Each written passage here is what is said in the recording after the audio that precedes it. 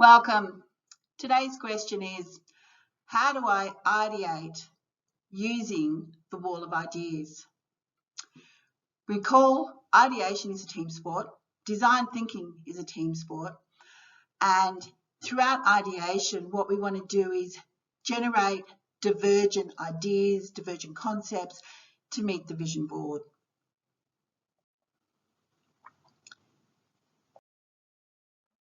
So we're going to look at here, how does ideation fit into the overall picture of design thinking, and specifically we're looking at the 4DLX Grow design thinking framework.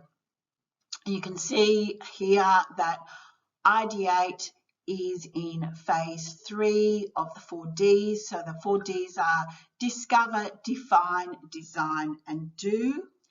We can see that Ideate fits into the design phase. We can see that the elements leading up to the ideation were in phases 1 and 2, and we can see that in phase 4 we would move forward again. So this is just to give you a larger picture of where things fit in. We can also see that the design thinking toolbox and the growth mindset are within the experience and learning loops. The design thinking toolbox has got over 100 design thinking tools in it, depending on what you're trying to achieve, because there's multiple ways to achieve any end result that you're looking for.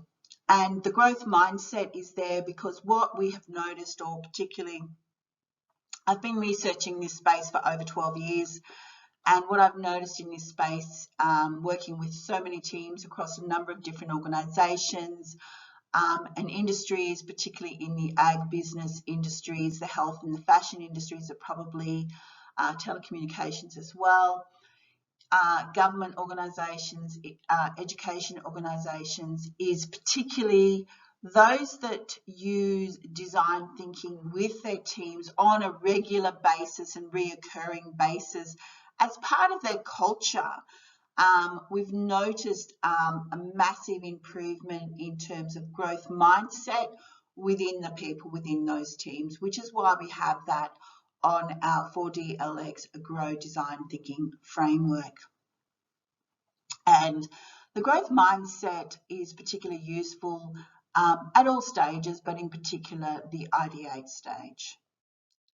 So again, just a reminder that when we're doing ideation, that we go back to our previous stage or phase, which was the define stage, and that's where we created our vision board. So if you're wanting to do this and you're actually not using the design thinking framework, you will need to start with some kind of vision board or some kind of objective or a vision of what you would like the future to bring. So you need to have some kind of complicated problem or objective or a solution that you're looking to achieve, so that you can work through the process to try and come up with a range of ways of doing that, which is what we're going to do in the Ideate session.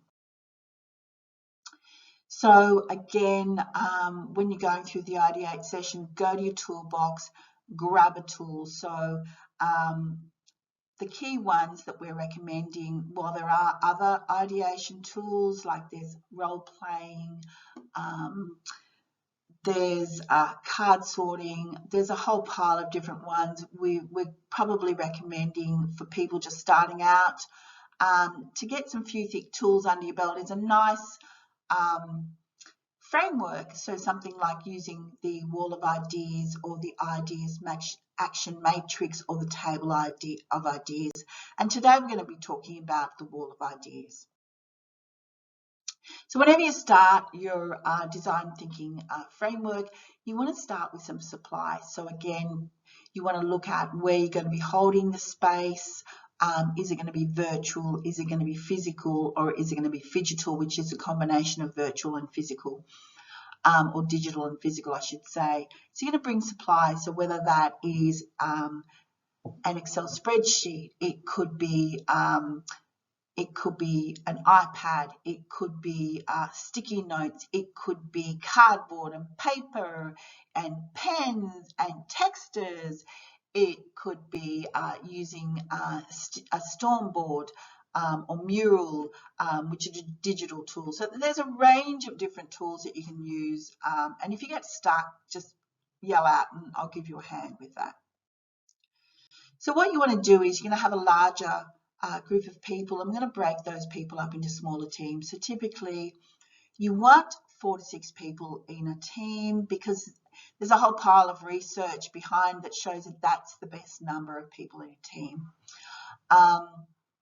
You can have more, you can have less. We would try and ask people to try and stick to 4 to 6 people within a team, and to bring people into a team that come from different job titles, different levels within an organisation, and across different business units within an organisation, so that you're working with different people, and the idea is to create as much diversity as possible and to have lots of different viewpoints, because we're really trying to create divergent viewpoints in the ideate stage.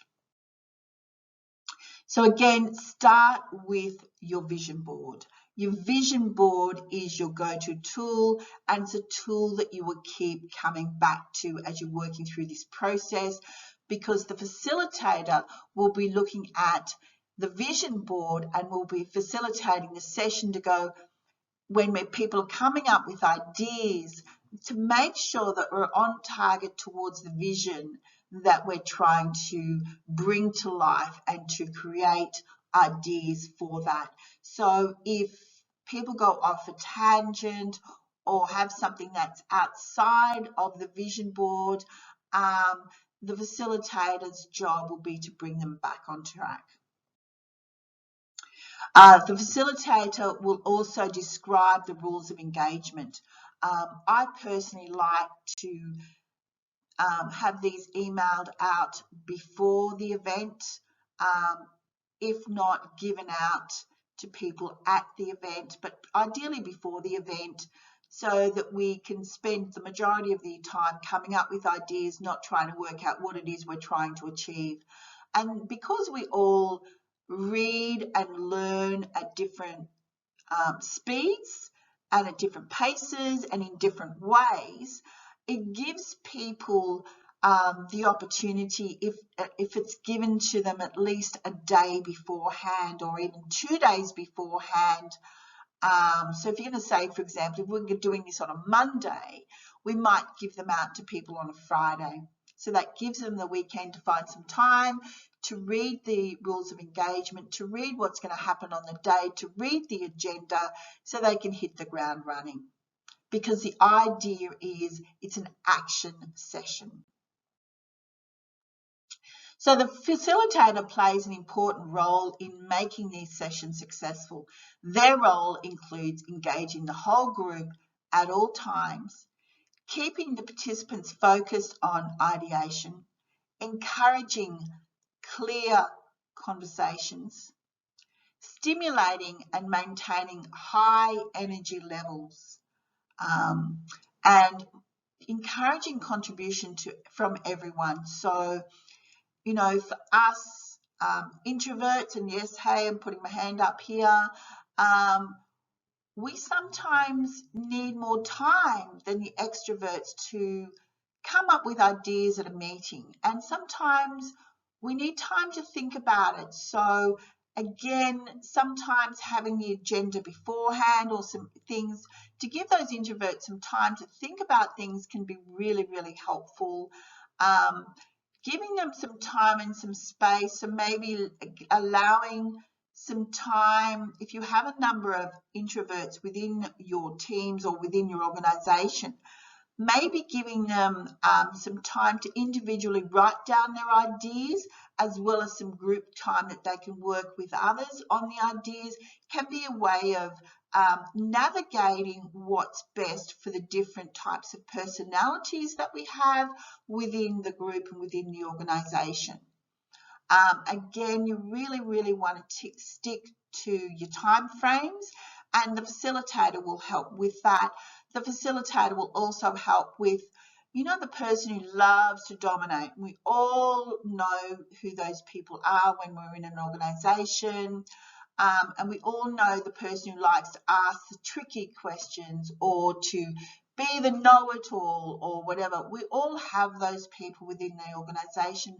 So the facilitator's job is to help reduce the dominance those people are taking within a group so that we can actually get on with the activities and everybody has an opportunity to contribute.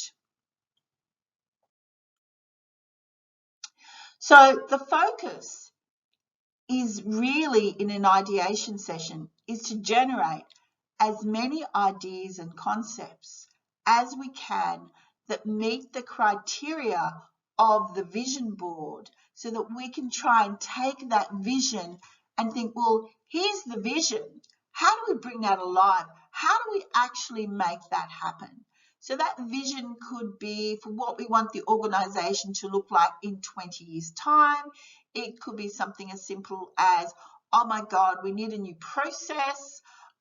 It could be something as, how do we improve the customer experience? It could be, how do we find a better way to onboard other staff within your organisation so that they feel really welcomed right from the get-go, and we can get a much more conducive work-life process. How do we get better work-life balance? We're starting to see that one coming up quite often, particularly COVID and post-COVID situations, depending on where we're located globally, as into the degree that we've been affected by COVID. So you need to allow plenty of time for idea generation. The facilitator will use lots of open-ended ways to get people to think. So they might say, well, how might we do this? What if we did it that way? Have you thought of, and we'll come up with ways that we can facilitate ideas. The facilitator will also make it really, really clear there is no judgment and that the concepts must fit the vision board. What will happen is at the end of the session, whether we do a 30-minute session, which is typically what we recommend. We've done lots of research on this and it can be more or less, but we find 30 minutes is a really good time frame because when you're trying to create ideas and come up with ideas, we use a lot of mental energy and this can be really, really tiring. And we often find doing it in rounds of 2 or 3 or 4 rounds, sometimes more, but 4 rounds is a really nice number.